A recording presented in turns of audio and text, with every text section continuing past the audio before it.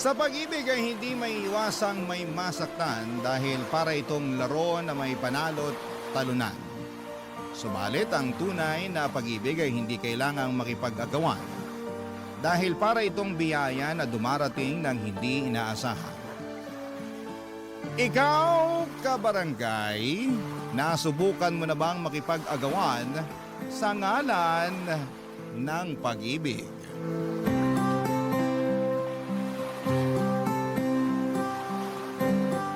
Dear Papa Dudut, magandang araw po sa inyo at sa lahat ng bumubuo ng Barangay Love Stories. Tawagin niyo na lamang po ako sa pangalang Kristen, 28 years old mula sa Pasig. Lumaki ako sa isang tahanang may istriktong magulang kung saan ang pakikipagrelasyon ay pinagbabawal lalo na noong nag-aaral pa lamang kami. Kaya naman sa buong buhay ko, Papa Dudut, ay isang beses ko pa lamang naranasang umibig. At ito'y nangyari 2 taon nang nakakalipas. Tahimik at simple lamang ang naging mundo ko noon bilang barista sa isang maliit na cafe sa may Taguig kung saan ay matatagpuan ang iba't ibang opisina ng mga BPO companies. Karaniwan sa mga customer namin ay may call center agents na either papasok pa lamang sa trabaho o kakatapos lamang ng shift. Isa sa mga agents na naging regular na customer ng cafe namin ay si Ned. Papadudot mabilis na nag-iwan sa akin ng marka si Ned dahil mabait siya sa aming mga staff. Tuwing nag-o-order kasi siya ay lagi siyang nakangiti at nakikipagbiruan pa na para bang hindi siya pagod mula sa magdamagang trabaho. Nung una ay tipikal na customer lamang ang tingin ko sa kanya pero hindi nagtagal. Ang mga pasimpleng ngiti at lambing nito ay unti-unti akong nakabuo ng espesyal na pagtingin para sa kanya.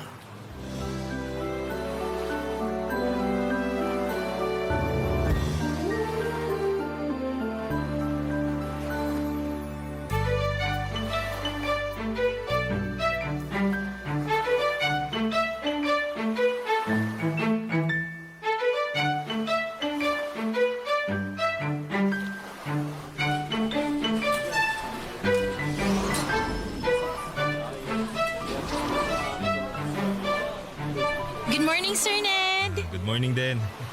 Mukhang ako na naman yata unang customer nyo ha. As usual, sir, kayo ulit. Ano bang dapat tawag sa inyo niyan? Early bird o night owl? Early night owl? Nawala pang tulog hanggat hindi pa nakakapagkape. Ibang klase din kayo, sir. Kape ang pampatulog nyo. Nasanay na kasi yung sistema ko eh.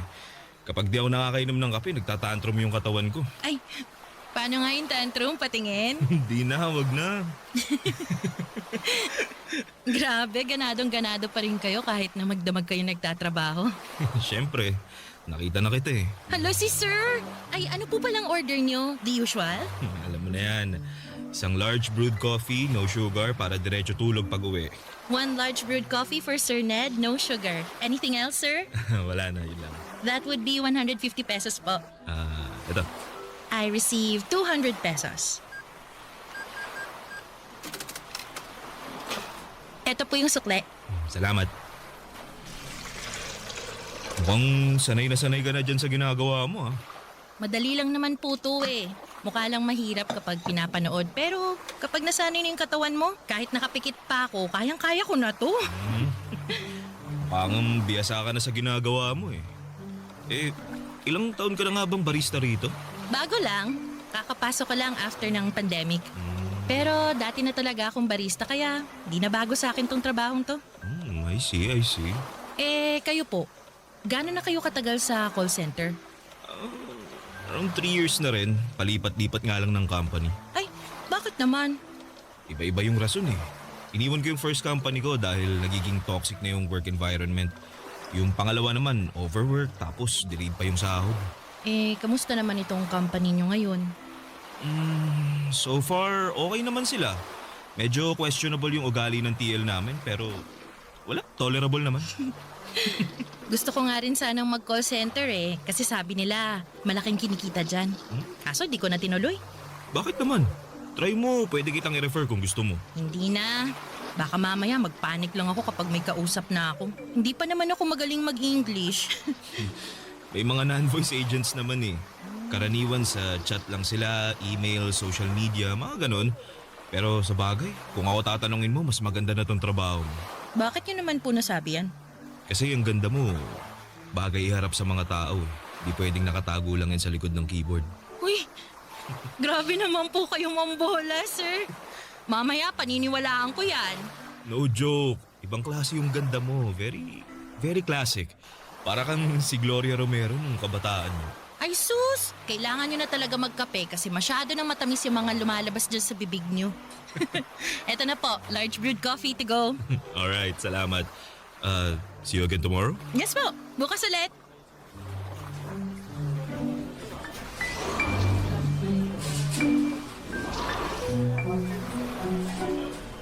Kailangan ng kape?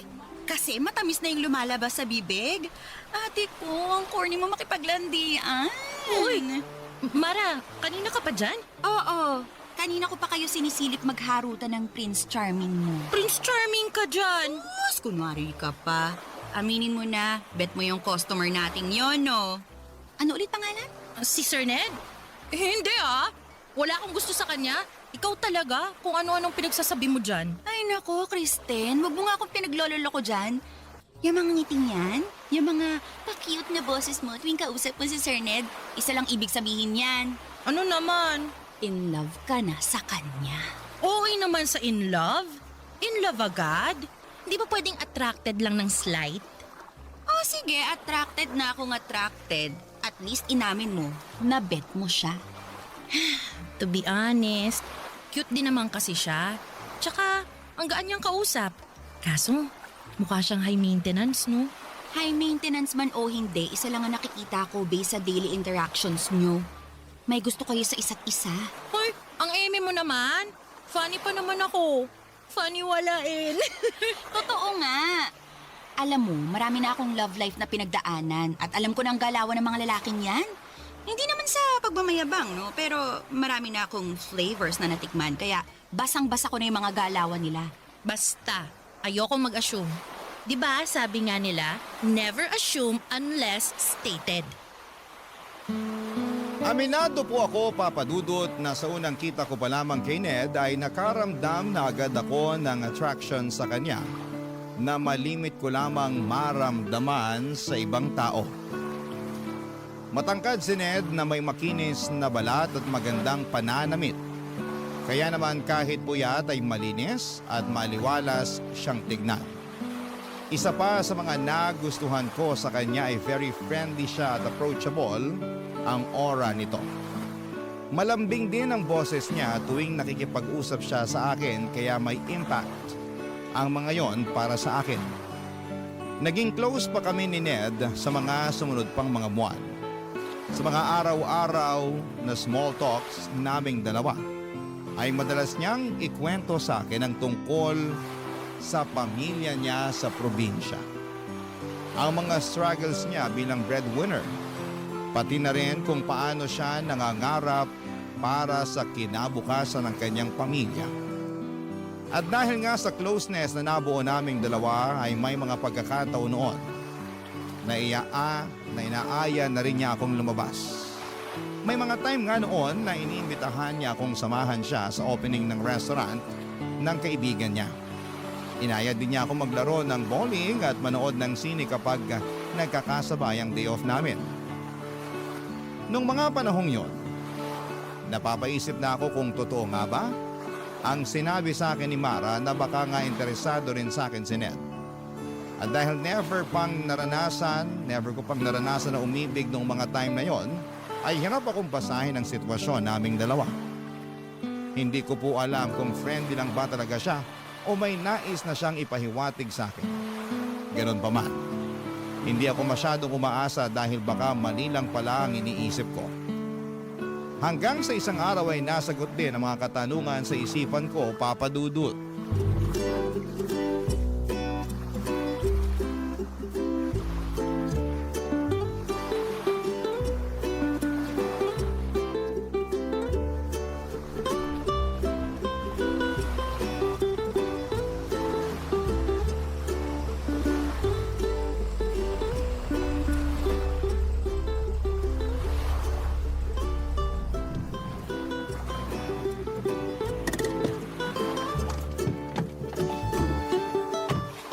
Nandito na tayo. Salamat sa paghatid Wala yun. Ako nga dapat yung magpasalamat sa'yo kasi sinamahan mo ako ngayong araw. Kahit na dapat nagpapahinga ka kasi day off mo ngayon. Okay lang naman yun. Actually, nag-enjoy nga ako ngayong araw Worth it namang i-sacrifice yung day off ko kung ganito lang ding klaseng bonding yung kapalit. Sana araw-araw na lang day off mo, no? Para mas madalas tayong magkasama. Ay, kung mayaman lang sana ako, edi araw-arawin kong day off ko. Kaso, kailangan natin kumita ng pera para may panggala tayo. Basta ako, masaya na ako na nakikita kita araw-araw. Bonus na lang yung paglabas-labas natin. Sweet mo naman. Ikaw sinasanay mo ako sa mga ganyang banat mo. Mamaya, hahanap-hanapin ko na yan. Totoo naman kasi, di ka pa nga umaalis, namimiss na kaagad kita Grabe! Ako lang to! Totoo nga. Tuwing kasama kita, parang nagliliwanag yung mundo ko. Hala si OA. Kung makapagsalita, akala mo naman. Ay nako, mas mabuti pang pumasok na ako sa loob at baka kung saan pa mapunta tong usapan natin. Sandali lang. Pwede bang makahingi ng goodnight kiss man lang? Sa susunod na lang. Sige na, please. O sige na nga. Kahit anong klaseng kiss pa yan. Para naman masaya ako pag uwi ko. Sige, halika rito. Isa pa. Okay na yun. Sana lang. Sige na, bitin Tagalan natin kahit 3 seconds lang. Oo, sige. Last na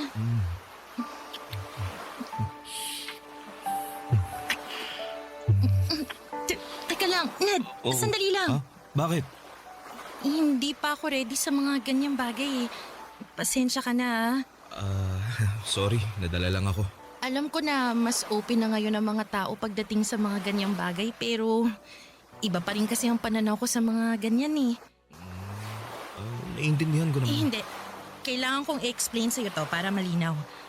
Para sa akin kasi sacred yung bagay na yon.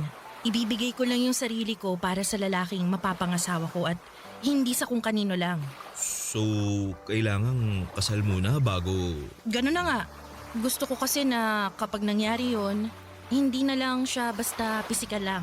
Yung magiging special na siya kasi may basbas na yun ng Diyos. Alam mo, Kristen, ngayon lang ako nakakilala ng katulad mo. Akala ko nga magagalit ka kasi sinubukan kong humirit sa'yo pero hindi In-explain mo ng maayos sa akin yung side mo. Mas lalo tuloy akong humanga sa'yo.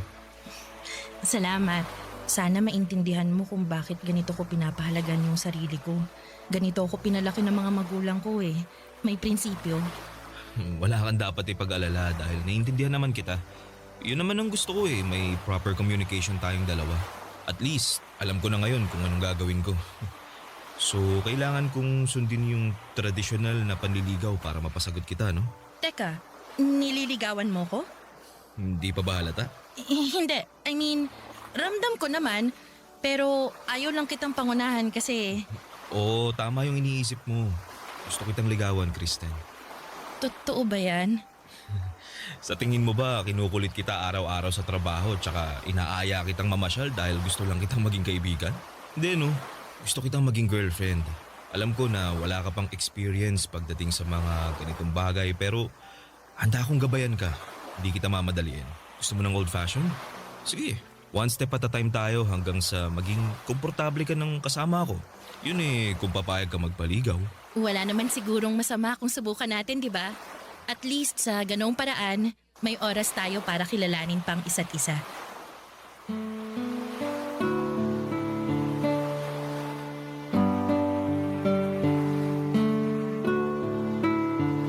Papa Dudut, hindi na naulit pa ang pagtatangka sa akin ni Ned. Sa halip na mainis o mawala ng gana ay mas pinili niyang ipakita sa akin na kaya niyang maghintay. Doon ko napatunayan na hindi siya tulad ng ibang lalaki na basta-basta na lamang sumusuko o nagmamadali para makuha ang gusto nila. Sa mga sumunod na buwan ay nagpatuloy ang panliligaw sa akin ni Ned. Hindi para puwersahin na magkaroon kami ng relasyon, kundi para lamang makita ko kung komportable ba kami para sa isa't isa.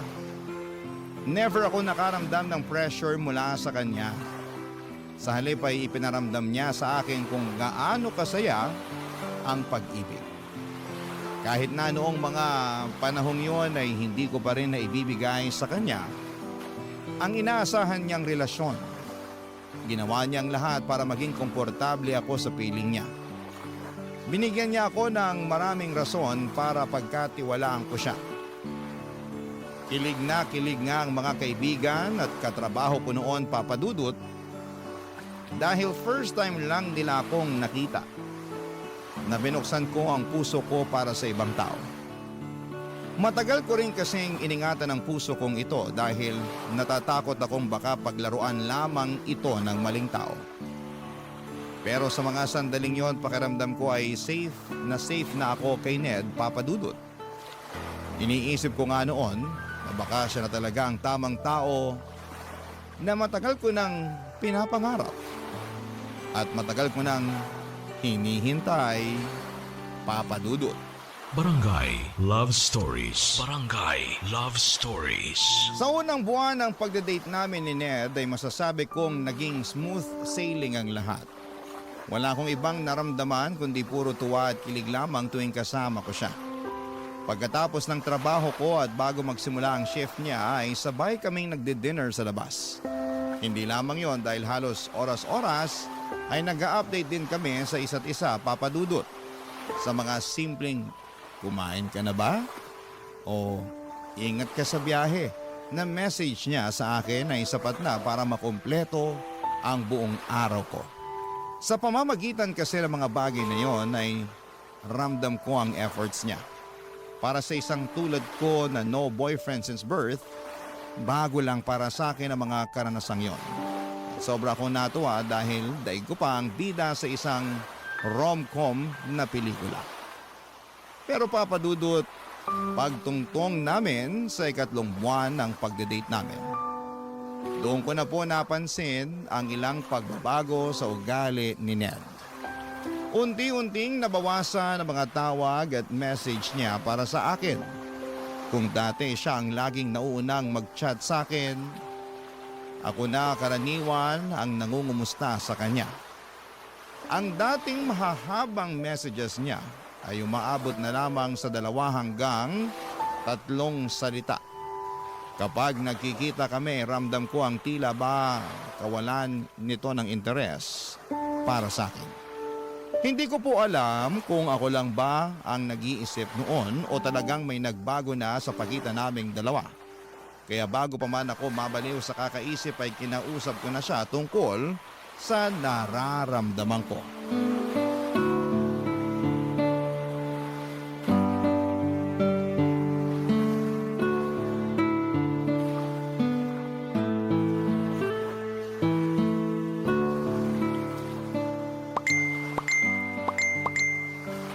Daming ka-chat ah.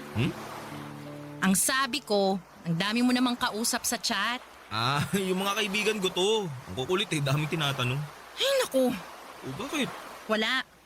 Ngayon na nga lang tayo magkasama tapos busy ka pa dyan sa cellphone mo. Hindi naman ako laging nagsiselfone na. Tsaka saglit lang naman yung pagre-reply na ginagawa ko.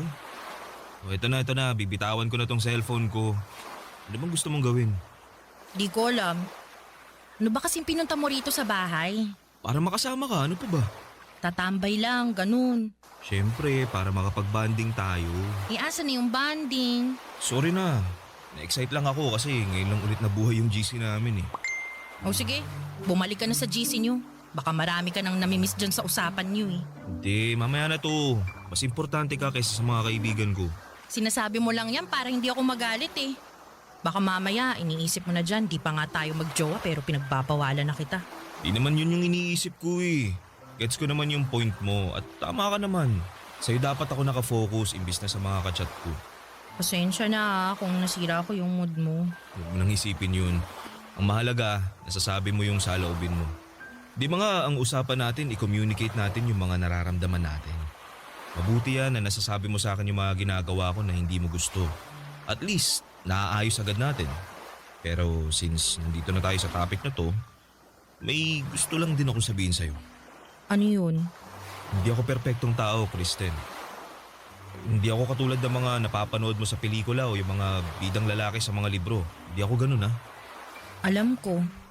Hindi naman ganun ang tingin ko sa'yo eh. Naisip ko lang kasi na baka masyado nang mataas yung standard na sinet mo para sa akin. Baka hindi ko na tuloy maabot. Wala naman akong standard na sinet ah. Ikaw mismo ang nag-set noon. Minsan kasi napapansin ko lang na ang bilis mo yatang mairita sa akin. Tulad ngayon, kauwi lang natin galing sa labas pero parang bad mood ka na naman.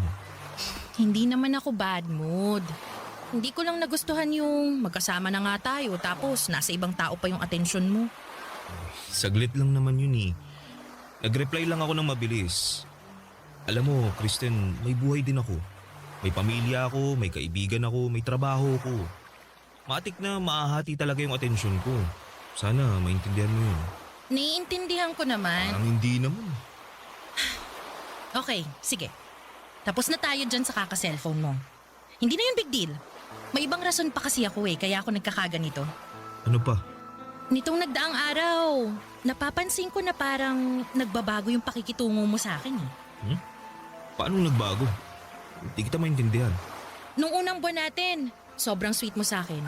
Sobrang caring, sobrang protective. Pero ngayon, parang hindi ko naramdam yung mga yun. Siyempre, ganun talaga sa simula. Hindi naman forever na magiging ganun yung sitwasyon natin. Minsan may mga highs and lows din ng relasyon.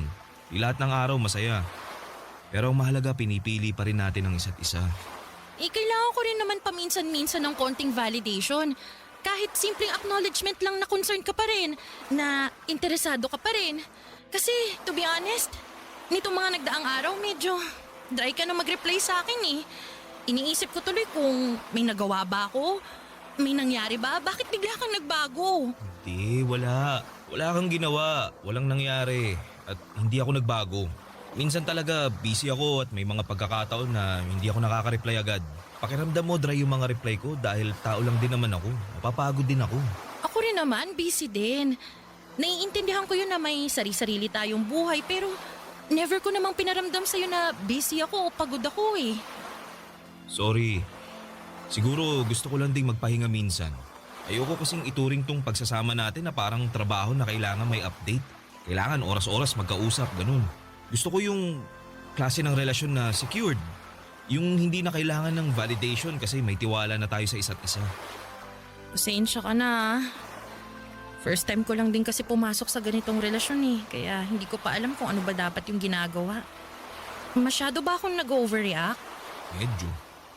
Tiwala ka lang sa akin. Huwag mong i-overthink ang mga bagay-bagay. Sige, susubukan ko. Nangako naman sa akin si Ned na susubukan niyang ibigay sa akin ng validation na hinahanap ko. Pero sa mga sumunod pang mga linggo ay hindi ko na natanggap ang inaasahan ko mula sa kanya, Papa Dudut. Nagpatuloy ang pagiging dry texter niya na parabang hindi na siya interesado sa akin. Naisip ko tuloy na baka nagbago na siya dahil hindi niya makuha ang gusto niya. Baka nagsawa na rin siya sa panliligaw sa akin kaya lumabas na ang totoo niyang ugali. Papadudot dumating na ako noon sa point. Napakiramdam ko ay one-sided na lamang ang nangyayari sa pagitan naming dalawa. Ako na lamang ang nag-i-effort para magkaroon kami ng oras sa isa't isa. At kapag nagkikita kami ay parang ako na lamang din ang masaya na magkasama kami. Siya naman ay tahimik. Laging malayo ang iniisip at walang gana. Ang lagi niyang rason noon ay sobrang busy niya raw sa trabaho. Naintindihan ko naman dahil alam kong mabigat talaga ang graveyard shift at nakakapagod ang line of work niya. Pero habang tumatagal ay napapansin kong hindi na ito simpleng pagod lamang. May kakaiba na sa mga kilos niya. Hanggang sa dumating ang araw na nalaman ko ang totoong dahilan kung bakit biglang nagbago ang pakikitungo niya sa akin, Papa Dudut.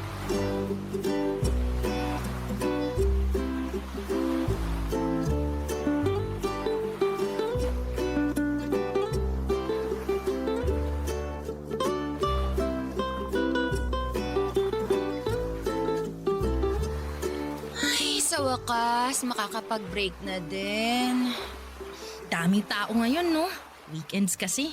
Ang mabuti pa, kumain na muna tayo bago pa magsidatingan ulit yung mga tao. Ay, mabuti pa nga. Ha? Si Ned ba yan? Ha?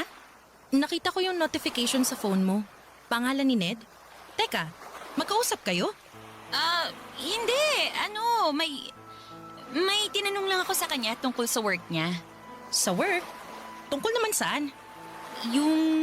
Yung kaibigan ko kasi, naghahanap ng lilipatang company, call center din yun. Sinuggest ko yung company nila, Ned. Ah, okay. Hindi ko alam na magkausap pala kayo. Hindi nga kayo nag-uusap kapag nagpupunta siya dito pero magka-chat pala kayo. Kailan pa kayo naging close? Grabe naman sa close, hindi naman ganun. May tinanong lang talaga ako sa kanya. Pero friends kayo sa Facebook. Oo, inad ko siya. Bawal ba? Kung gusto mo, i-unfriend ko na lang siya. Ay, hindi. Okay lang yun. Nagulat lang ako kasi hindi ko inakala na nag-uusap pala kayo. Di niya nasabi sa akin eh. Sa tingin ko, hindi naman yun gaanong importante para sabihin pa niya sa'yo. Ano palang sabi niya? Ano yung laman ng chat niya sa'yo? Sandali lang ha, basahin ko. Tinatanong niya kung naka-break daw ba tayo ngayon. Weird naman. Bakit sa'yo pa niya tinanong? Pwede namang ako na lang mismong i-chat niya. Ewan ko. Uy, baka mamaya iba nang iniisip mo dyan Uy, hindi. Ang weird lang. Huwag mo nang isipin yun. Kumain na nga lang tayo.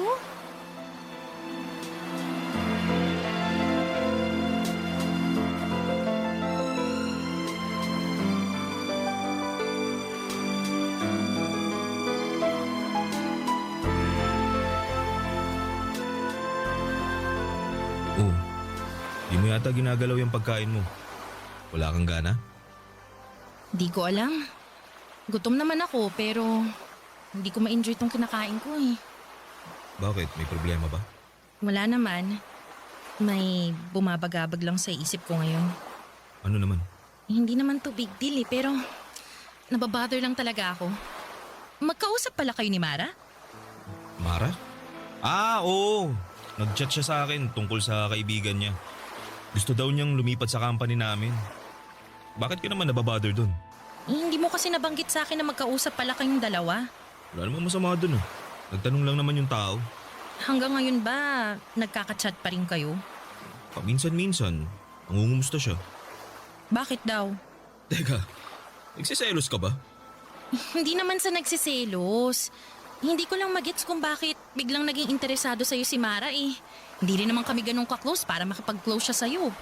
May tinanong nga lang tungkol sa work, tapos naging close na kami after that. Alam mo, nagsisimula ka na naman dyan sa pag-overthink mo eh. Di maganda yan ha. Sorry na. Di ko alam kung bakit ganito ko eh. Di naman ako ganito dati. Magtiwala ka lang kasi sa akin. Yun ang wala sa'yo eh, yung tiwala. Lahat kasi ng galaw ko masyado mong binibigyan ng meaning. Lahat na nangyayari gusto mo may rason. Di lahat ng bagay kailangan ng eksplanasyon ha. Ibigay mo sa akin yung buong tiwala mo katulad ng pagtitiwala ko sa'yo. Tingnan mo, matatahimik ka. Pwede bang huwag mo na lang pansinin yung mga chat sa'yo ni Mara? Bakit naman? Wala naman kaming ginagawang masama. Para lang mapanatag ako. Kristen, di dapat ako gumagawa ng paraan para mapanatag ka. Ikaw dapat ang gumawa nun kasi sariling isip mo yung kalaban mo eh. Alam ko, pero tulungan mo naman ako. Masyado ka naman nagiging controlling yan eh. Una sa mga kaibigan ko tapos ngayon, pati mga taong kachat ko kailangan ko ring i-consider para sa'yo. Di na healthy yung ganun. Alam ko, pero please, kahit ngayon lang. Para namang wala kang tiwala sa akin sa ginagawa mo. May tiwala ako sa'yo. Pero kay Mara, wala. Araw-araw ko siyang nakakasama kaya alam ko na kung anong ugali niya. Eh di sige, ho na. Di ko na siya kakausapin. Masaya ka na. Wala na tuloy ako ng gana. Di pa nga tayo tapos, ganyan ka na umasta. Sorry.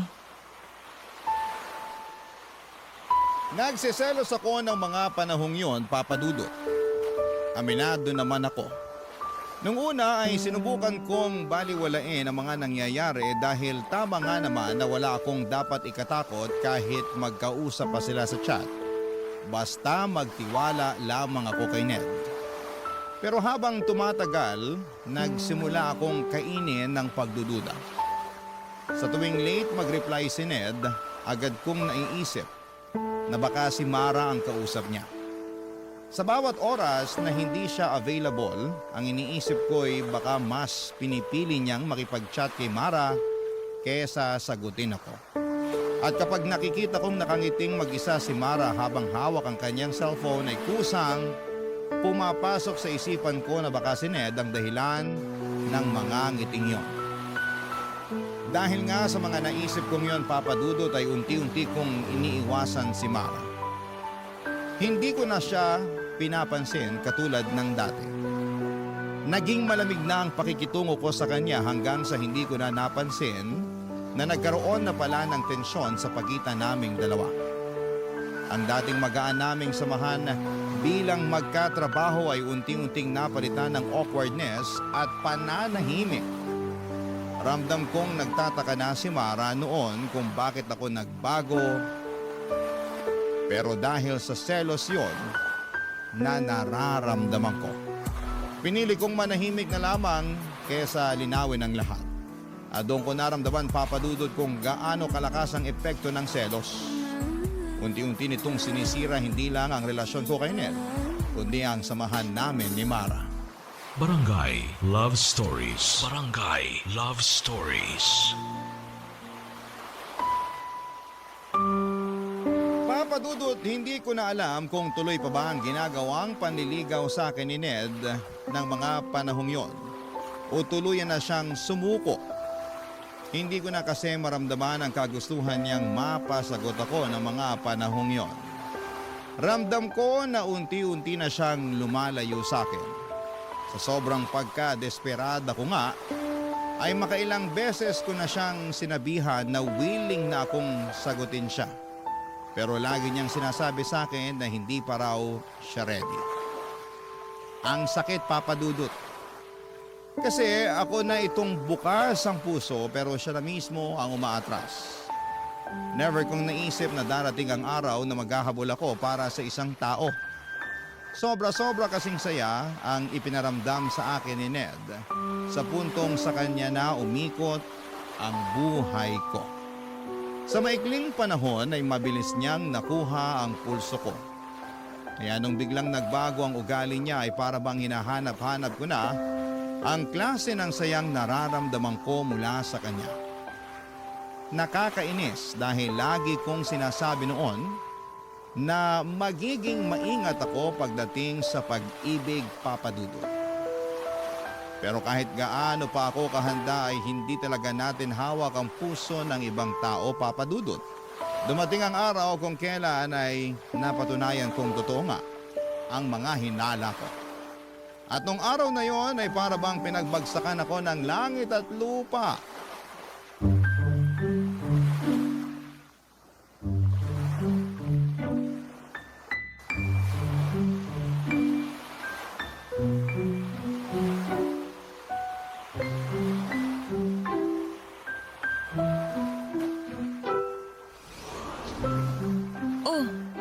Kristen, anong ginagawa mo rito?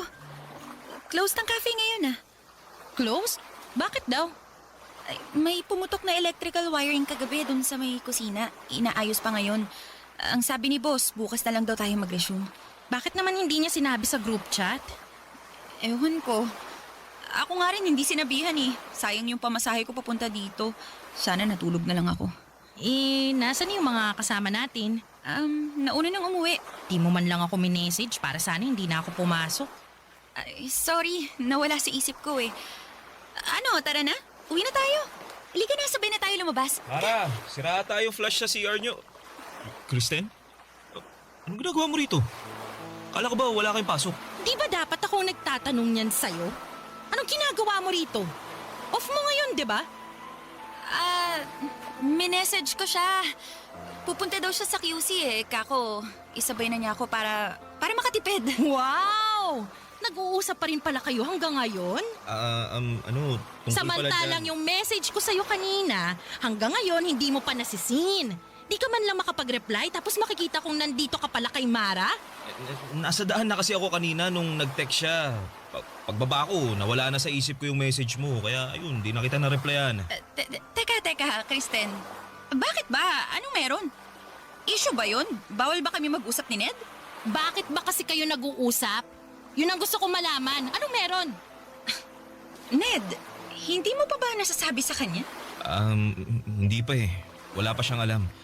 Pero ako na lang mag-i-explain sa kanya. Nagde-date kami ni Ned. Ano? Anong pinagsasasabi ng babaeng to, Ned? Mag-i-explain ako. Di ba nagde-date tayong dalawa para mas makilala pa natin ang isa't isa? Yun nga ang alam ko. Tayo yung nagde-date. So, paano napasok si Mara dito? Eh, ganun din kami ni Mara.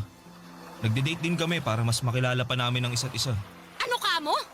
Pati kayo nagde-date? Bakit? Para saan?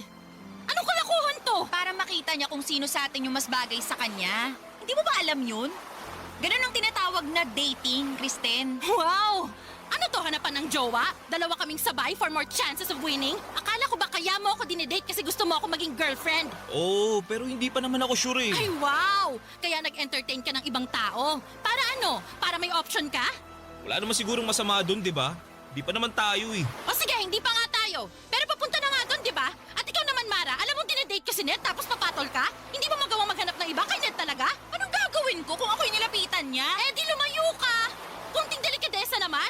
Magkatrabaho tayo tapos ganyang gagawin mo sa akin? Kung makapag-react ka naman, akala mo inagawan ka? Bakit kayo na ba? Hindi pa naman, di ba? Technically, single pa rin si Ned ngayon, kaya pwede siyang lumandi ng ibang tao maliban sa'yo. Palibhasa, wala ka pang experience sa mga ganitong bagay, kaya para kang bulag na nangangapa eh. Ned, wala ka bang sasabihin? Katulad nga ng sinabi ko, wala naman sigurong masama kung timbangin ko kung sino yung mas nababagay sa akin, di ba? Grabe! Nakakahiya naman sa'yo. Kailangan mo pa talaga ng choices? Pwes, wala ka nang titimbangin dahil ako na mismo ang magdedesisyon para sa'yo. Sa'yo na si Mara, siya na ang gawin mong jowa. Total mukhang di naman ako sapat para sa'yo. Alam mo, ang tahimik na ng buhay ko eh, tapos guguluhin mo lang ng ganito? Bakit mo ba kasi pinapakialaman kung anong gusto Tumigil niya? ka! Hindi ikaw ang kinakausap ko! Hoy, wag mo ko pinagtataasan ng boses, ha? Huwag na kayong mag-aaway. Pinagsabay mo kami tapos umaasa kang walang mag-aaway? Ang kapal mo ah! Kala mo kung sino kang gwapo? Kung ganito lang din naman palang gagawin mo sa akin, di sana hinamon mo na lang ako sa suntukan para kahit papano makakapalag ako sa'yo. Daming pinagsasasabi. Umalis ka na nga lang kung ayaw mo sa ganitong sitwasyon. Dali-dali ng solusyon. Ay, aalis talaga ako! Sana maging masaya kayong dalawa sa pinaggagawa nyo. Ang papangit nyo! Mula noong madiskubre ko ang tungkol kina Ned at Mara ay hindi na kami nagkaroon pa ng maayos na ugnayan ni Mara sa trabaho. Hindi na kami nagpapansinan at kung kinakailangan man ay pawang formal na usapan lang ang namamagitan sa aming dalawa. Nang mga panahong yon ay pilit kong itinago ang nararamdaman ko. Gusto kong magpaka-professional kaya hindi ko na ipinakita sa mga tao na apektado ako sa mga nangyari. Pinilit kong ngumiti at makipagsalamuha ng normal lamang. Pero kahit gaano ko pa ito itago ang sakit, minsan ay hindi ko maiwasang manghina lalo na tuwing nakikita kong sinusundo ni Ned si Mara pagkatapos ng duty niya. Never ginawa ni Ned yon para sa akin. Mas lalo pang tumindi ang sakit at inggit na nararamdaman ko noong nalaman kong magkasintahan na agad silang dalawa. Doon ko naisip na siguro'y kaya niya ako ipinagpalit ay dahil hindi ako pumayag sa mga pagkakataon na inaaya niya ako magpalabas ng init ng katawan. Papadudot. Habang tumatagal, umabot ng 5 buwan ng relasyon nila Ned at Mara. Sa mga panahong yun ay unti-unti kong tinanggap ang lahat at hindi naglaon ay natutunan ko ring mag-move on. Hanggang sa dumating ang araw na isang balita ang nalaman ko mula sa dalawa, Papa Dudut.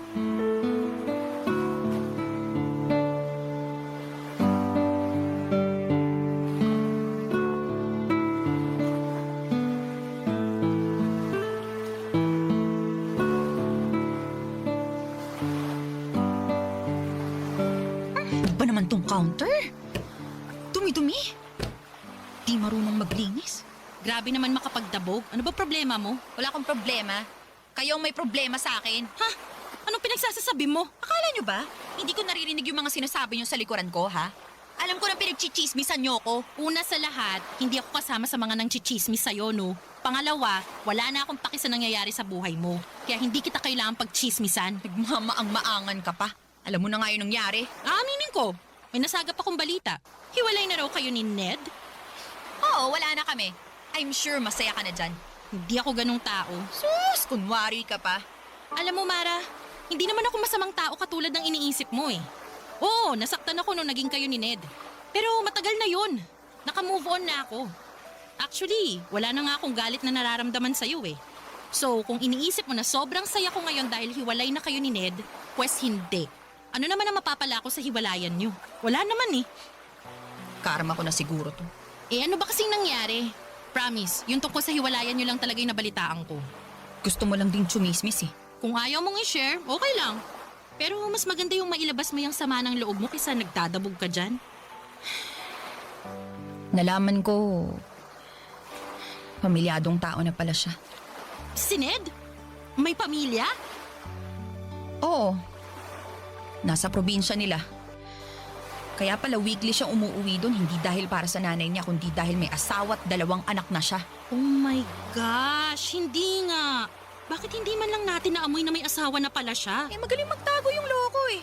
May 2 Facebook siyang gamit. Isang personal account para sa pamilya at mga kaibigan niya sa probinsya. Isa naman para sa trabaho at sa mga kakilala niya dito sa Maynila. Grabe. Ang sakit naman nun. Paano mo nalaman na may 2 siyang Facebook? Inopen ko yung cellphone niya habang nasa CR siya. Ibang Facebook yung nakalogin. Anong ginawa mo? Kung ikaw tahimik na umalis, ako, hindi ako pumayag na hindi ako makabawi sa kanya. Alam mo ba kung anong ginawa ko, ha? Liga, dun tayo sa break room, ikukwento ko sa'yo.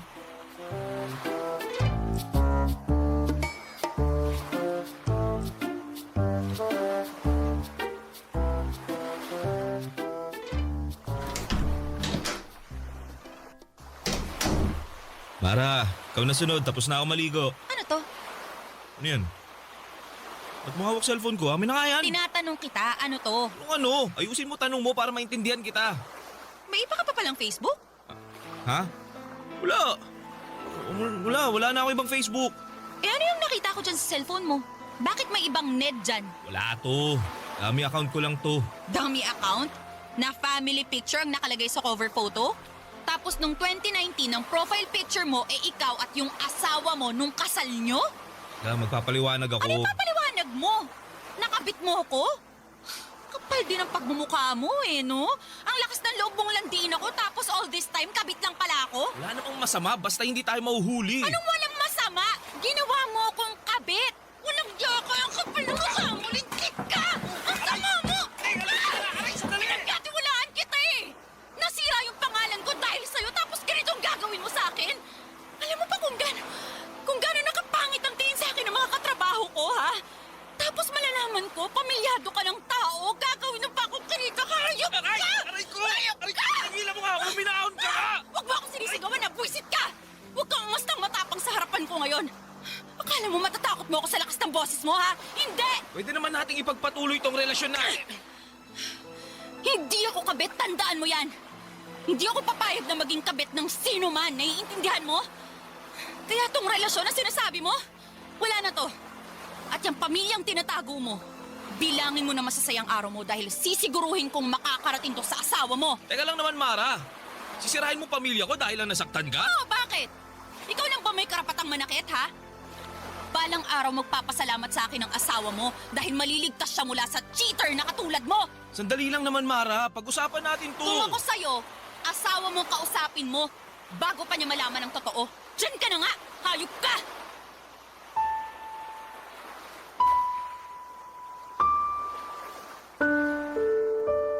Sa huli, Papa Dudut, ay napagtanto ko na blessing in disguise pala ang mga nangyari sa akin.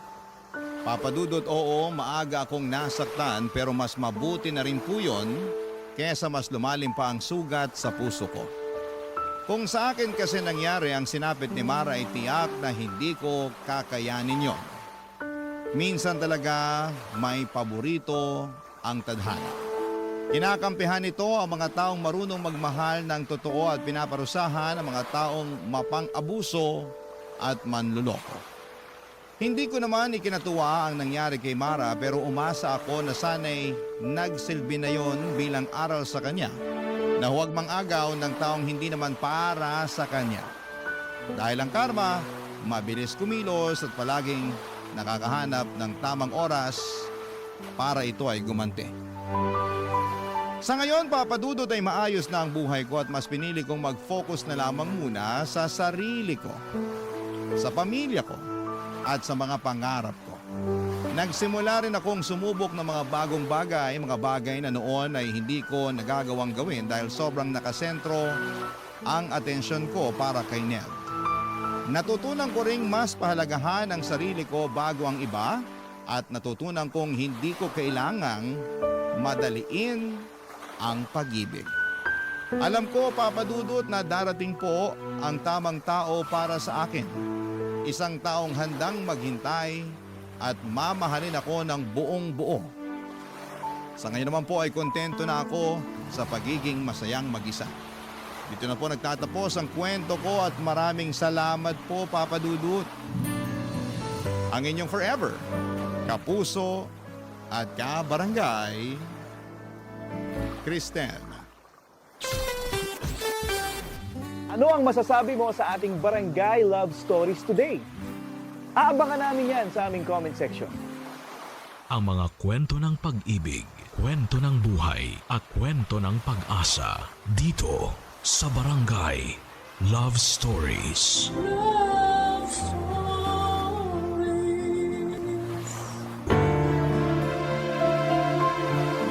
Marami sa atin ang araw-araw na nakikipagsabayan sa agos ng kahirapan. Parang walang katapusang karera habang ang presyo ng bigas, gulay at pamasahe ay pataas ng pataas. Ang sahod naman ay tila nananatiling nakaidlip. Marami ang natutong humawak sa dasal at umaasang balang araw ay makakaahon din, matitikman din ang kahit kakapiranggot na ginhawa. Ikaw, kabarangay, kailan mo nasambit sa sarili mo na all is well pa rin? Kahit halos lahat ay tila hindi na maayos. Dear Papa Dudut, ako po si Boyet, 26 years old sa ngayon, pero yung ikikwento ko po sa inyo ay parang kailan lang nangyari sa buhay ko. Bata pa lamang po ako noon, nakatira po ako sa tiyahin ko sa Cavite. Simula sanggol pa lamang ako ay sa kanya na ako lumaki. Pasalamat ako at binuhay niya ako kahit medyo malupit po siya. Naalala ko pa nga mga sigaw niya sa akin na parang bangungot sa gabi, Papa Dudut. Kaya gusto ko noon na makita ko ang nanay ko.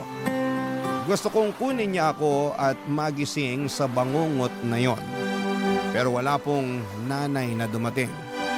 Ang sabi nila ay prostitute daw ang nanay ko. Matapos akong iwan sa tiyahing ko ay hindi na ako binalikan pa.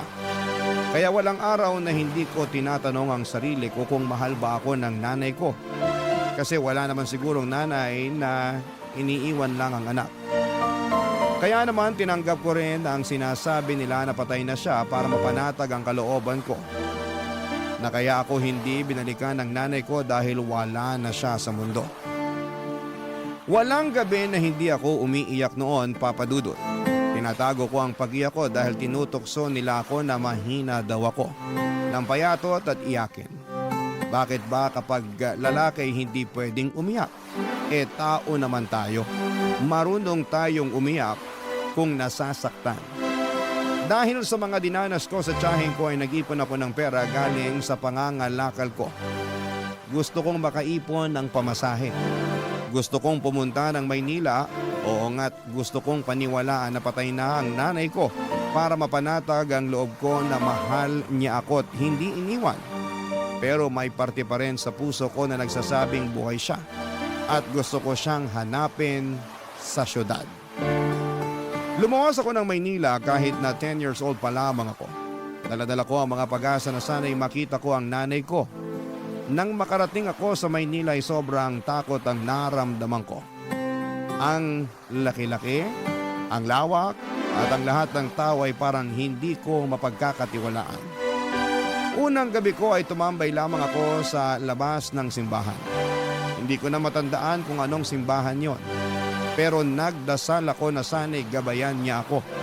At sana'y walang mangyaring masama sa akin at makita ko ang nanay ko. Nagdaan ang maraming araw, linggo at buwan hanggang sa nakilala ko si Manong sa isang squatter sa Makati, Papa Dudut.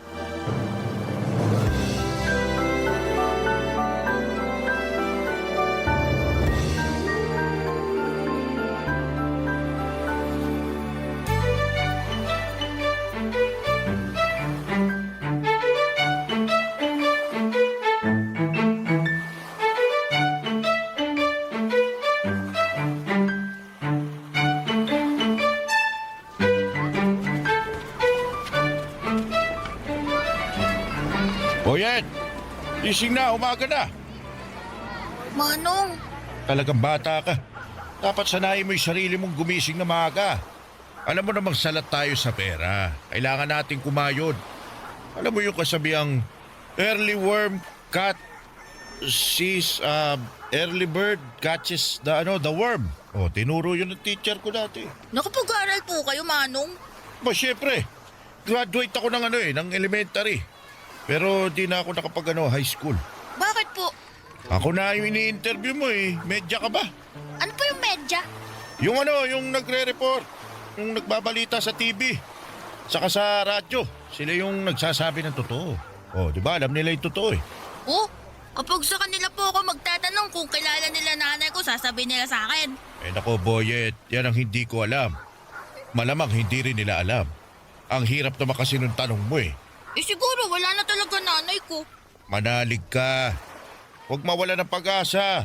Opo, Asya, inumin mo na tong tinimpla kong gatas habang mainit pa. salamat po Manong ah. Parang kayo na nga po tatay ko eh. Talaga ba? Tatay yung tingin mo sa akin? Opo! Di ba yung mga tatay nag-aalaga sa mga anak nila? Eh, pinagtitimplan niyo ako ng gatas eh. Ginising niyo ako para lang ipainom sa akin to. Ay nako, sige na. Oh. Ako na tatay mo. Pero Manong pa rin yung itawag mo sa akin ha. Baka pagkamalan talaga akong anak kita. Hindi na ako makapanligaw niyan. Opo, Manong. Eh yan, mabuti nang nagkakaintindihan tayo. Eh, Manong, salamat po sa pagkukup niyo sa akin ha. Kung hindi dahil sa inyo, baka patay na ako. Wala akong makain nun eh. Naisipan ko na nga magnakaw dahil sa gutom eh. Pero nandun kayo. Eh, mabuti naman, hindi ka nagnakaw. Alam mo, marami nang magnanakaw na nakaupo sa pwesto. Kaya hindi umuusad yung buhay dito sa Pilipinas dahil sa kanila eh. Talaga po, Manong? Oo, yun ang sabi ng teacher ko dati dun sa elementary. Tanda ko pa nga, kailangan daw mag-aral para hindi mauto ng mga politiko. Kaya ikaw, mag-aral ka sa susunod na pasukan. Opo, sige po. Mayos ka. Kita mo naman dito, maraming halang ang kaluluwa kasi salat sa buhay. Walang makain. Sabi ko naman sa'yo na mag-ingat ka rito kasi tuso ang mga tao. Hindi natin masisisi kasi pinagkaitan ng mga tao dito. Hindi mo masisisi na ganito yung ugali ng mga tao kasi walang-wala. Kailangan mabuhay. Kaya ikaw, mag-aaral ka. Opo, Manong.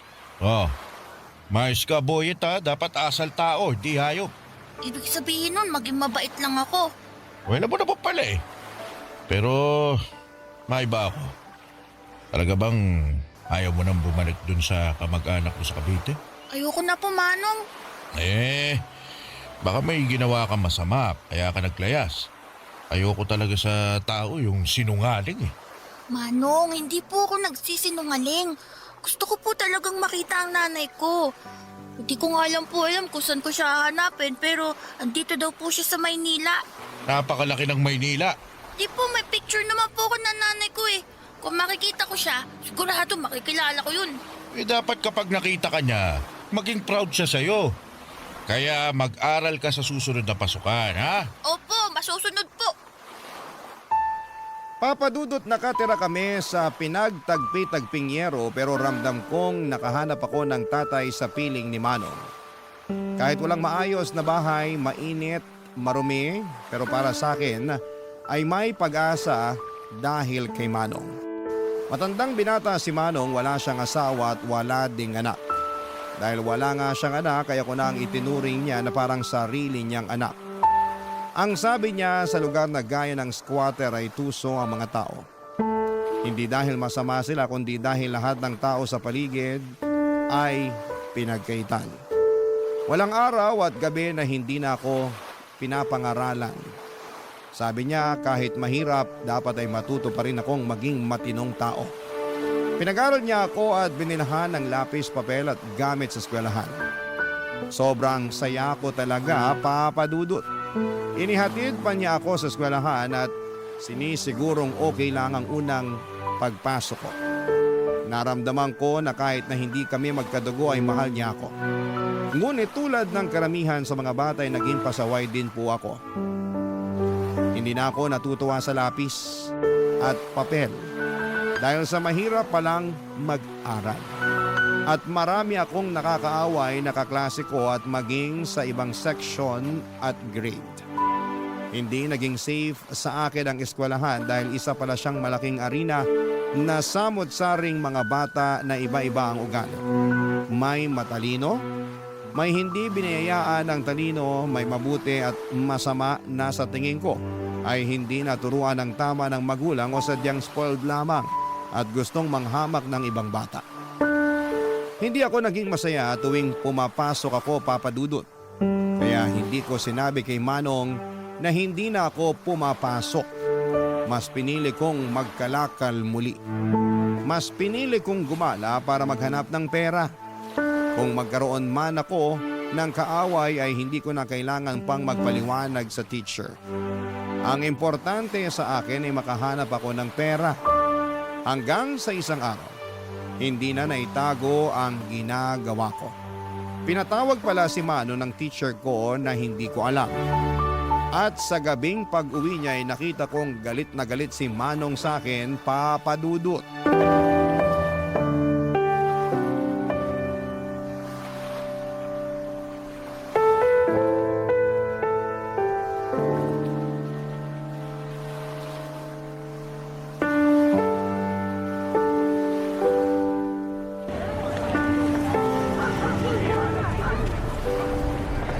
Ano tong ginagawa mo, Boyet? Bakit hindi ka pumasok, ha? Pumapasok po ako, Manong. Alam mo ba na ang sinungaling ay kapatid ng magnanakaw? Ayokong lumaki kang maging masamang tao, ha? Manong. Pinatawag ako ng teacher nyo. Sinabi niya sa akin na 2 linggo ka nang hindi pumapasok. Alam mo bang nagulat ako sa nalaman ko kasi ang alam ko pumapasok ka. Binibigyan pa kita ng baon. Pinaghahandaan ng makakain dahil ayaw kong walang laman yung tiyan mo. Dahil nagkakasakit sa ulo ang walang kain. Boyet, para sa'yo to. Kaya wag kang magsisinungaling sa akin. Manong, kasi, nahirapan ako eh. Saka kumikita naman ako. Tsaka yung pinabaon yung pera, iniipon ko naman, di ko ginagastos. Ito, baon ko, tsaka yung kita ko. Boyet, naiintindihan mo ba ako? Pinapaaral kita, hindi kita inuobliga na magtrabaho. O kumita ng pera kapag araw ng pasukan. Kapag wala naman pasok, malaya kang gawin yung gusto mo. Magtrabaho, maglaro. Ano pa problema? Ano ba mahirap na pumasok ka lang sa paaralan? Kasi, Manong, eh. Sige, magsalita ka, makikinig ako. Gusto mo bang habang buhay na nasa magulong lugar na to? Gusto mo bang tumanda na katulad ko, ha? Nilamon na ng basura ang buhay na unti-unting nabubulok?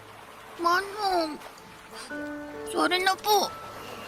Alam mo, anak na ang turing ko sa'yo. Naging responsibilidad na kita. Hindi na kita pwedeng pabayaan, Boyet. Hindi ako nagkaanak. Ayaw ko magkaanak, kaya hindi ako nag-asawa kasi takot ako eh. Takot ako sa responsibilidad. Kita mo naman, ano may bibigay ko magandang buhay sa pamilya ko, sa magiging anak ko na mahirap pa ako sa daga. Ayoko maghirap ang magiging pamilya ko, ang magiging anak ko. Pero nung dumating ka, naisip ko, ako na ang pamilya mo. At wala na akong magagawa kundi ang bigyan ka ng magandang buhay sa abot ng makakaya ko. Kaya kita pinapaaral kasi ito ang aahon sa iyo sa kahirapan. Pagkaroon ka ng ibang buhay, huwag kang gumaya sa akin. Kasi ayokong tumanda ka katulad ko. Manong, pasensya na po talaga. Kasi po, ang hirap-hirap naman po kasi mag-aral eh. Marami po ako nakakaaway na mga bata. Titapangan mo. Hindi pwedeng basta-basta ka na lang susuko. Ilaban mo yung sarili mo. Hindi ko naman sinasabing makipagsuntukan ka sa kanila. Sinasabi ko, umiwas ka sa gulo. Hindi mo naman ikagagaling kung papatulan mo sila eh. Lagi mong isipin na nasa paaralan ka para mag-aral. Para maging mabuting tao. Para paglaki mo, pwede kang pumili ng kahit na anong gusto mong maging. Pagsusumikapan ko. Pero, yung kaya ko lang ha. Pwede kang maging, security guard. Pero pulis lang din po yun, pero nakatayo lang. Pero astig pa din. Tama. Basta wag lang maging katulad ko. Pwede ba yun? Opo, Ipangako mo sa akin ha? opo, pangako po, Manong. Alam mo, may request ako sa'yo. Ano po yun, Manong? Magpapamasahe po ba kayo? Sige po, handa po ko. Ito naman, iba yung request ko. Ano nga po?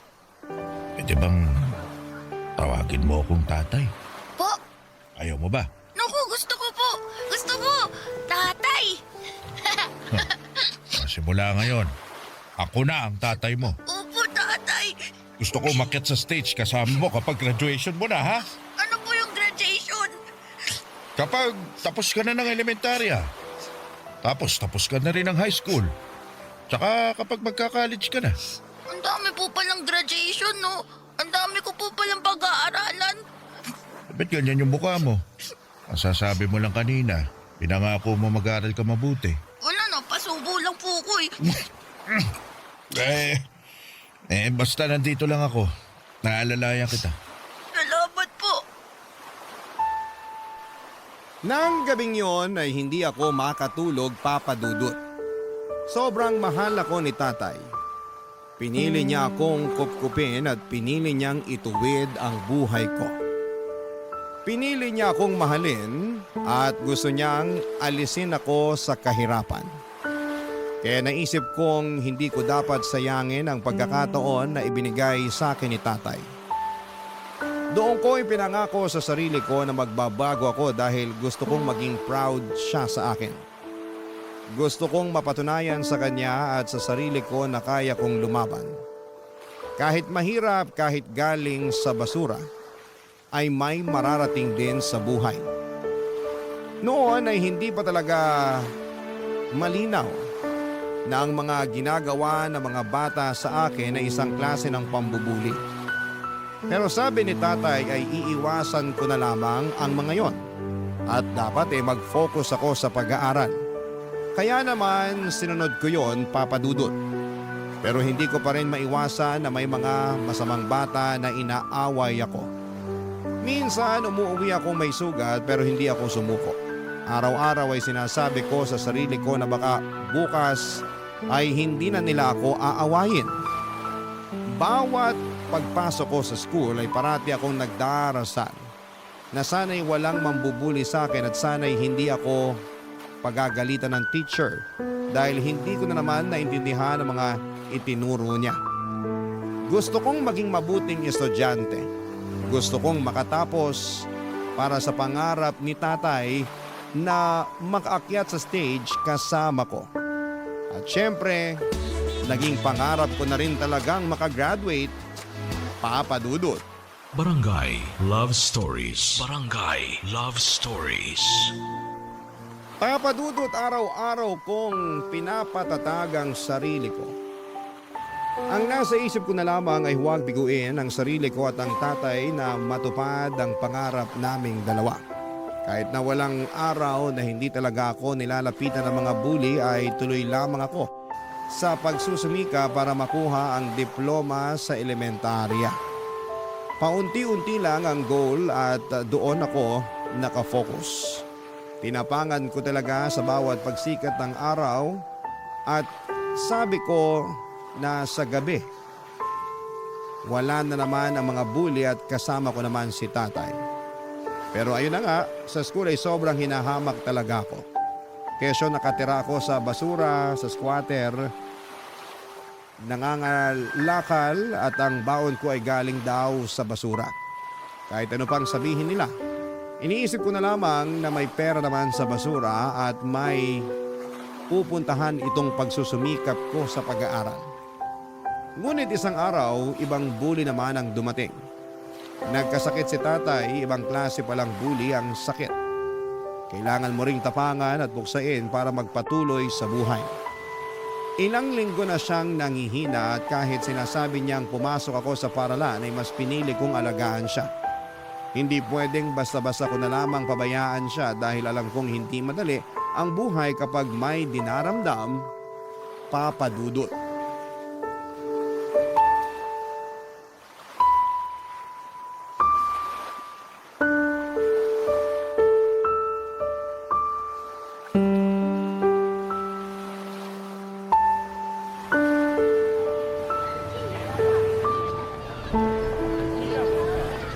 Tay, dahan-dahan lang po.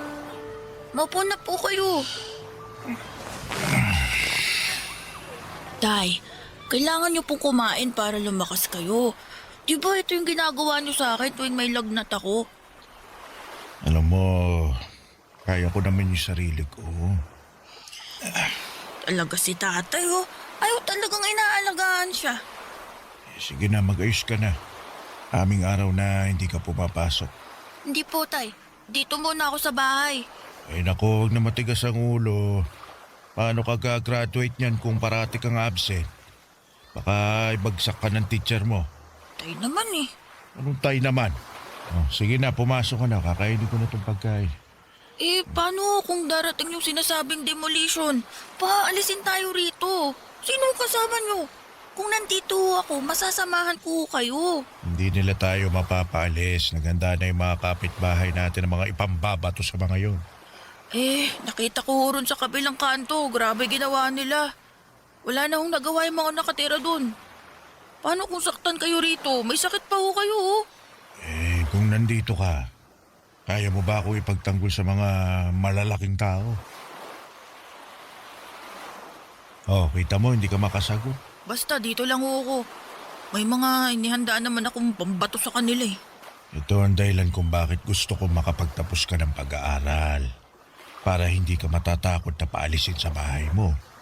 Makakabili ka ng sarili mong bahay. O may pera ka para umupa ng matirhan na may legal na titulo. Yung bang re-respetuhin ka ng mga tao. Tay, ang hirap po pala maging mahirap, no? Ang dami mong dapat gawin para lang hindi ka masasaktan. At makuha mo yung respetong sinasabi nila. Kung hindi na talaga kaya, hahanap na lang tayo ng ibang mapapwestuhan. Siguro mas makakatulong sa mga tao yung itatayong barangay complex dito. Grabe naman po pala sila. Wala, ganun talaga eh. Oh, Tay, okay lang po ba kayo? Oo naman. Sige na, mamaya ako natubusin. Tay, yung totoo. Mukhang kailangan ko lang maiga ulit. Sige oh. Salamat, Boyan. Baka nabinat ho kayo kakaisip sa demolition na yan. Siguro, pero okay lang ako. Tutulog ko na lang to. Mawawala rin. Lalakas din ako.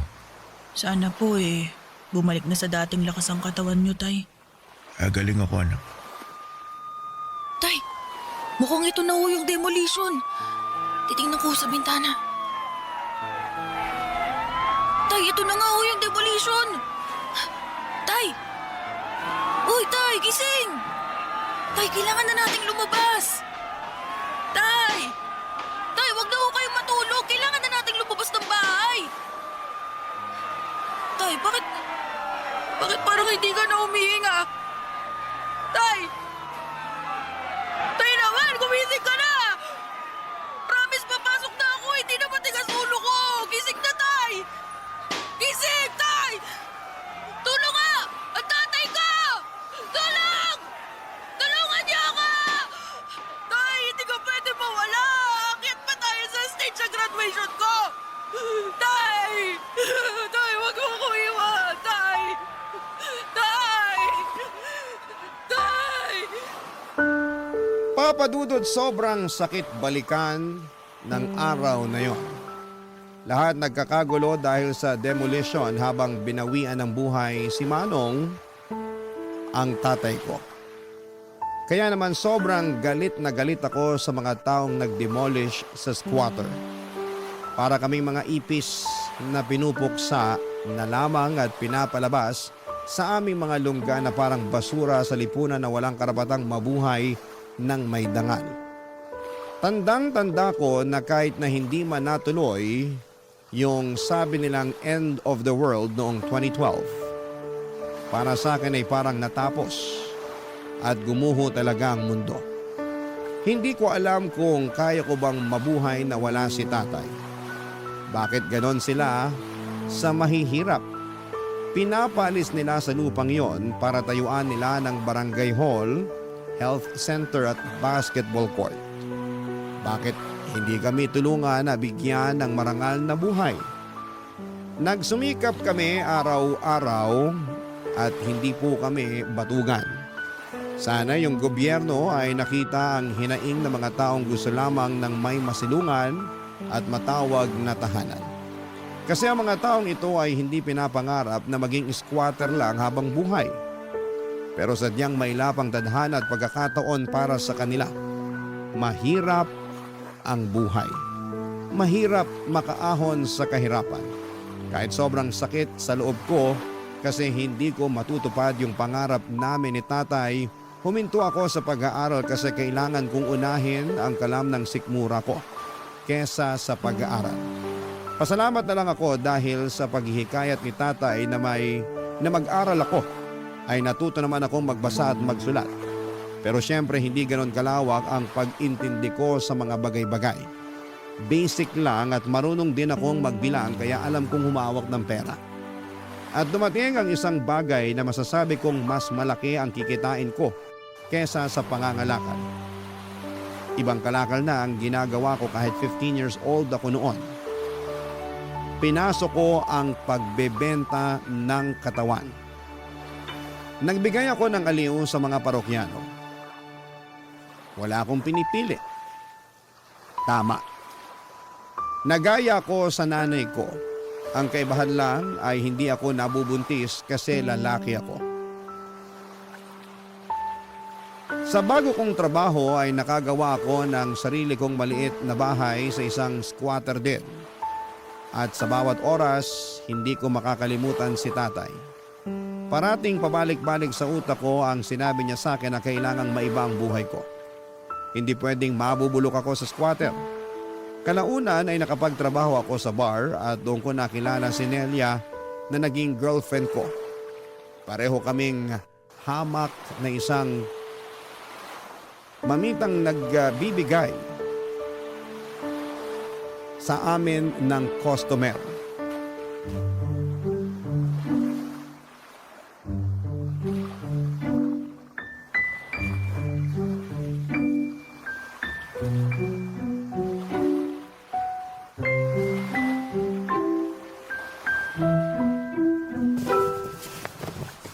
Talagang ganyan ang susuotin mo? Masyadong maiksi naman, babe. Babe naman, parati mo na lang akong sinasaway. Sa trabaho natin, kailangan presentable tayo. Alam mo naman, puhunan natin ang ating mga mukha at katawan. Dapat maayos ang forma natin, no? Alam ko naman yun, pero sana... Ay naku, sana naman kaya ito mapupunta. Ayokong makipagtalo sa'yo ha. Ay, ayokong malasin ang gabi natin. Nelia, hihingi sana ako sa'yo ng pabor eh. Ayan ka na naman. Gusto mo talaga maging manang ako sa harap nila? Paano ako kikita ng pera? Paano tayo makakaipon? Paano natin mababayaran tong upa sa bahay? Sabihin mo nga sa akin, babe. Alam ko naman yan. Ang sa akin lang, sana bawas-bawasan mo yung pagtanggap ng customer na... Na ano? Na ikakama ako. Diretsahin mo na. Babe, bago pa lang tayo maging tayo, ganito na trabaho ko. Ganito na si Nelia. Ganito na trabaho ko. Isang babaeng bayaran. At ganyan ka na rin. Ito talagang ayaw ko eh. Kapag ikaw pwedeng mangialam, kapag ako hindi. Iba kasi yung... Anong pinagkaiba? Pareho lang naman tayong nagbebenta ng katawan, Boyet. Kailangan natin to kasi hindi tayo nakatapos ng pag-aaral. Wala tayong makukuhang ibang trabaho na magbibigay sa atin ng malaking datong. Wala! Kaya wag na natin pag-usapan to. Ang mahalaga, mag-ingat tayo sa ginagawa natin. Pasensya na talaga. Hindi ko lang maiwasang magselos eh. Nako, hindi nakakain ng selos-selos na yan. At wag ka nga magselos. Trabaho lang naman lahat ng to eh. Parang artista. Aarte ka lang. Paghusayan mo gaya ng gusto ng customer. Tapos, di ba ganyan din naman ang ginagawa mo? Sa bagay. Iniisip ko lang na nagamit man nila ang katawan ko. Pero hindi naman ang kaluluwa ko. Ang lalim naman nun, babe. Kaya sana maipasa ko yung exam ko. Para makatapos ako kahit senior high man lang. Para makahanap din ako ng ibang trabahong matino. Gusto ko na kung magkaanak man tayo balang araw, magiging maayos na ang buhay natin. Mabibigay ko sa magiging anak natin ang buhay na maganda. Yung hindi naghihirap. Yung kaya natin suportahan kung ano yung gusto niya. Pag-aaralin natin yun hanggang kolehiyo. Ang taas talaga ng pangarap mo, babe. Pero tama.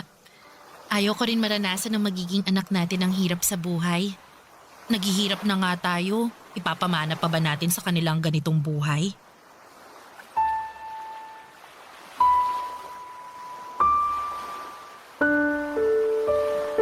Papadudot na encourage ko si Nelia na mag-ALS.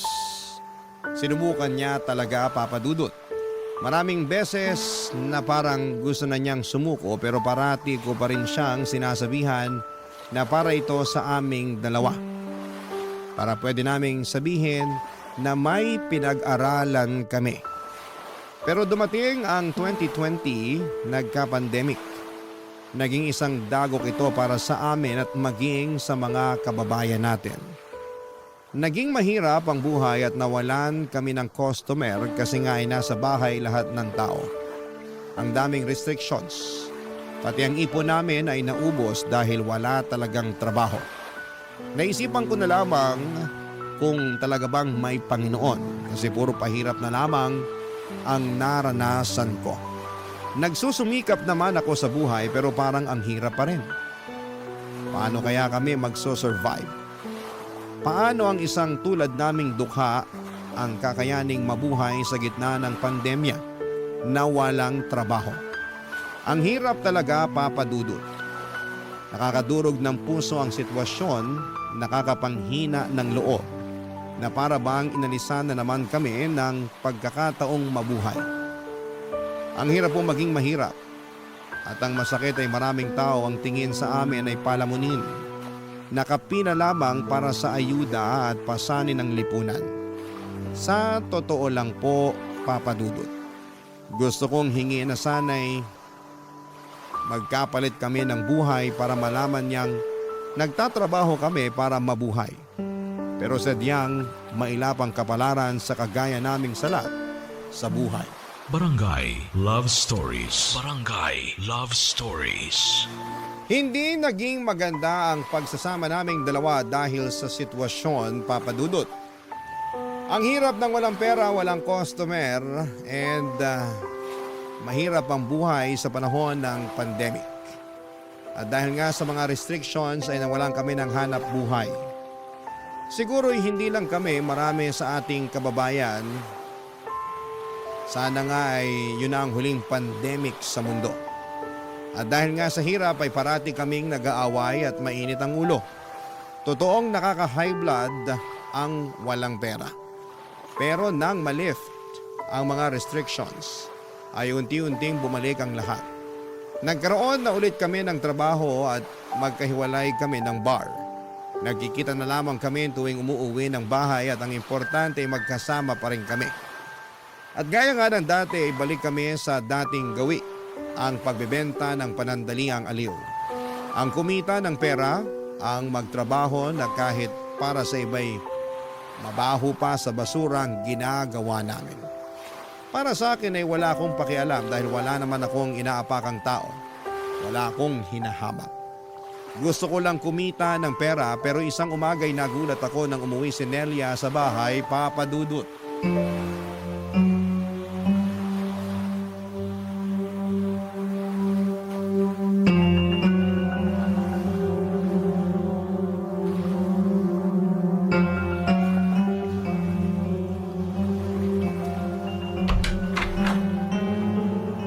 Babe! Babe, ano nangyari sa'yo? Teka, may mga pasa ka. Sino may gawa sa'yo nito, ha? Babe! Nakakatakot siya. Sinaktan niya ako. Sino?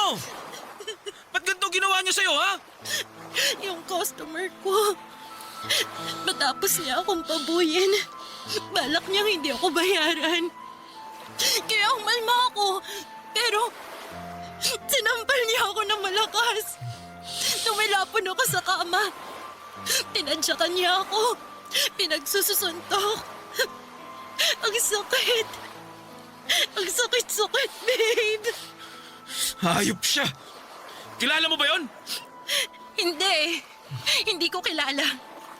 Pero kapag nakita ko siya, mamumukaan kong demonyong yon. Bakit nangyari sa'yo ito? Kung alam ko lang na ganun siya, hindi na ako sumama sa kanya. Ayoko na. Ayoko na sa lintik na buhay na to. Nakakapagod. Pasensya ka na, Nelia. Kung nandun lang sana ako eh. Naipagtanggol sana kita eh. Ang dami nitong mga sugat at pasamo. Mawalang hiya talaga sila. Kahit noon pa man, kung sino pa yung angat sa buhay, sila pa ang may asal demonyo. Siguro nga, ito na yung panahon na ihinto ko ng ganitong trabaho. Ayoko na. Kaya, magsusumikap ako. Mag-aaral ako. Gusto ko makapagtapos para makakuha ng matinong trabaho na hindi yuyurakan ng pagkatao ko. Tama yan. Papangako ko sa'yo na balang araw. Ire-respeto tayo ng mundo. Hindi na tayo mamaliitin. Hindi na tayo bababuyin. Magiging tao na ang tingin sa atin.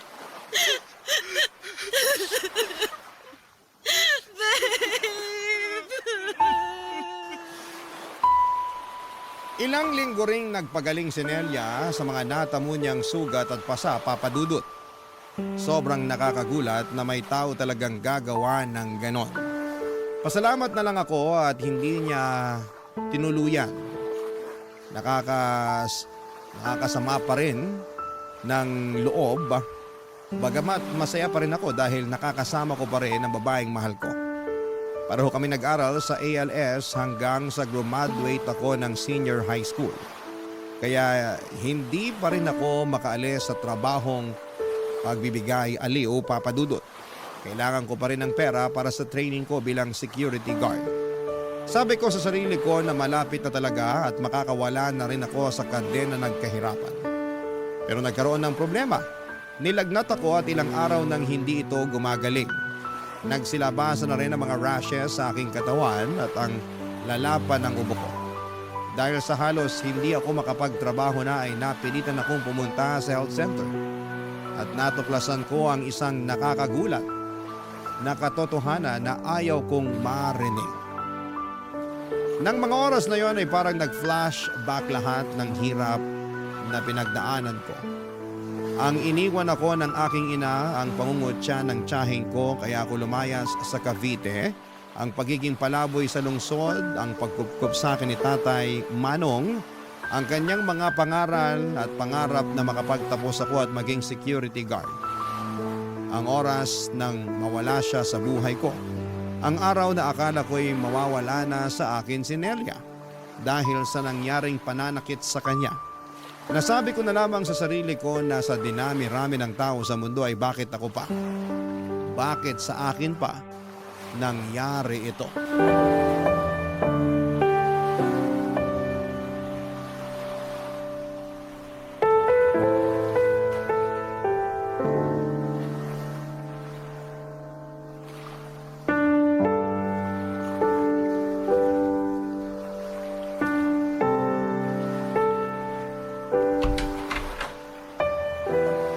Babe, ang tagal mo namang bumalik.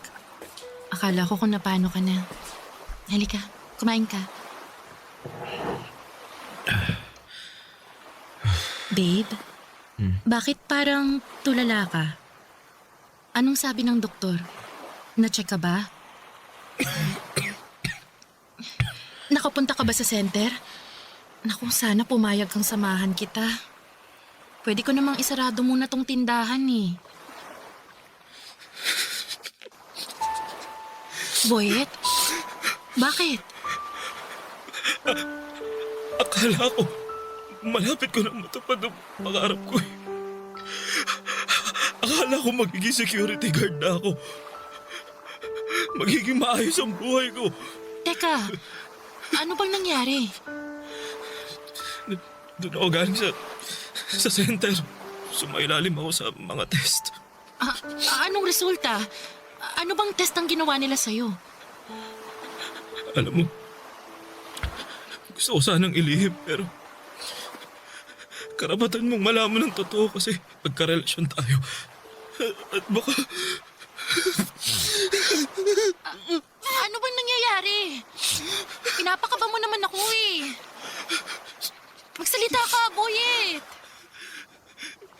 Iniisip ko kung saan ko kaya nakuha to. Naalala ko, may naging customer ako. Ayaw niya maglagay ng protection. Malaki ang binayad niya sa akin. Pumayag na ako. Kasi isang beses lang naman eh. Teka, huwag mo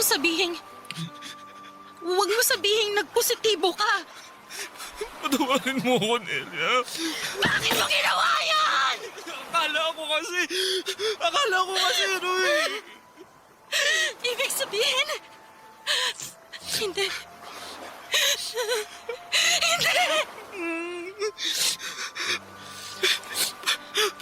Patawad, Nelia. Patawad.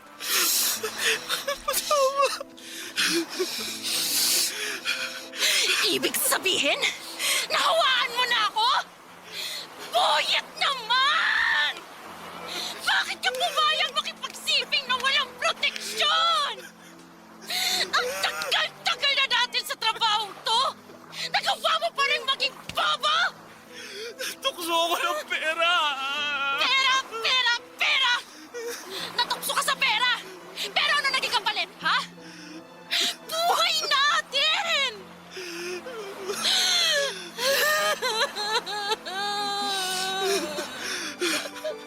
Ayoko, Boyet! Ayoko magkasakit!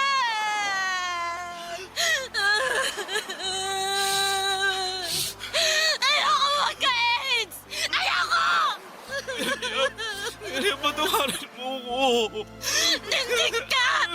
Eh, magagawa ka yung pagiging mo ng tawad! Alam ko hindi madali ito. Pero hirap na ako eh. At kasalanan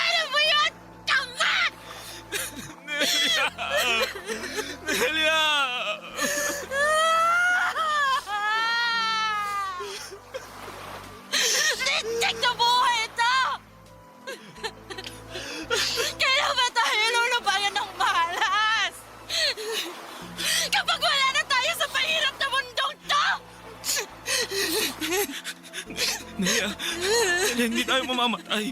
Ha? Sabi ng doktor, hindi ito katapusan ng buhay natin. Sabi niya, pumunta ka rin sa center para mapatest ka rin. Pareho natin gagamutin ang mga sarili natin. Malalabanan natin to. Lalaban tayo, Nelia. Lalaban tayo, Nelia. Ha? Lalaban tayo.